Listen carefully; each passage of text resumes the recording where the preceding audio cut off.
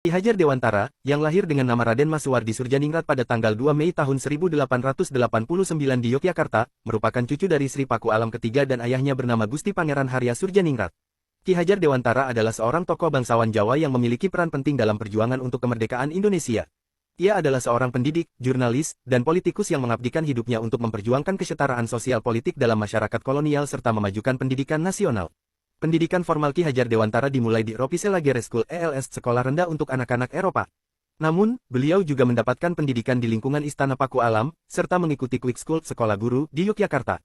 Kesempatan untuk masuk sekolah dokter Jawa juga diperolehnya, namun karena kondisi kesehatannya, beliau tidak dapat menyelesaikan pendidikan tersebut. Sebagai seorang jurnalis, Ki Hajar Dewantara menulis di berbagai surat kabar dan majalah pada waktu itu, seperti Sedio Tomo, The Express, Utusan Hindia, Medan Java, Cahaya Timur, KOM Muda, dan Pusara. Tulisannya tajam, komunikatif, dan penuh semangat patriotik, yang mampu membangkitkan semangat anti-kolonial bagi pembacanya. Ki Hajar Dewantara juga aktif dalam berbagai organisasi sosial dan politik. Pada tahun 1908, beliau bergabung dengan seksi propaganda organisasi Budi Utomo untuk menyosialisasikan dan membangkitkan kesadaran masyarakat Indonesia tentang pentingnya kesatuan dan persatuan dalam berbangsa dan bernegara. Pada tanggal 25 Desember tahun 1912, Ki Hajar Dewantara bersama dengan Dowes Dekker dan Cipto Mangunkusumo mendirikan Indische Partij, partai politik nasionalis pertama di Indonesia. Namun, partai ini ditolak oleh pemerintah kolonial Belanda karena dianggap dapat menumbuhkan rasa nasionalisme rakyat. Setelah pendaftaran status Badan Hukum Indische Partij ditolak, Ki Hajar Dewantara ikut membentuk Komite Bumi Putra pada November tahun 1913.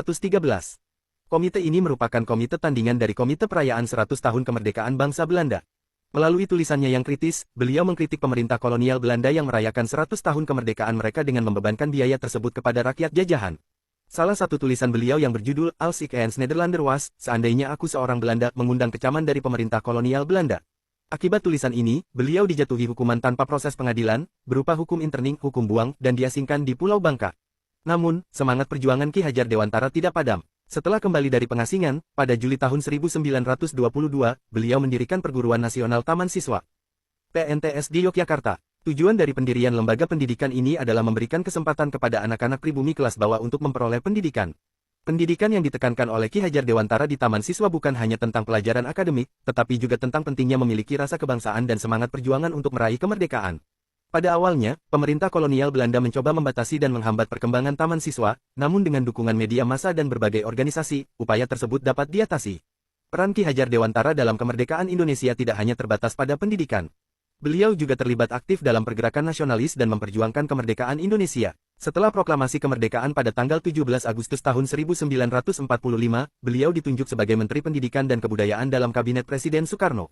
Ki Hajar Dewantara terus berjuang untuk memajukan pendidikan di Indonesia dan mewujudkan cita-cita pendidikan nasional yang inklusif dan merata. Pada 1959, beliau meninggal dunia, namun warisannya tetap hidup. Tanggal kelahirannya, tanggal 2 Mei diperingati sebagai Hari Pendidikan Nasional, dan namanya diabadikan dalam berbagai bentuk penghargaan dan penghormatan. Melalui konsep triloginya, yaitu Ing Ngarsasung Tulada, Ing Madya Mangunkarsa, Tutwuri Handayani, memberi teladan, membangun gagasan, memberikan dukungan, Ki Hajar Dewantara mengajarkan pentingnya peran pendidik dalam membentuk karakter dan membangun bangsa. Dedikasi dan sumbangsi beliau bagi Indonesia tidak hanya dalam bidang pendidikan, tetapi juga dalam perjuangan menuju kemerdekaan, menjadikannya salah satu pahlawan nasional yang dihormati oleh bangsa ini.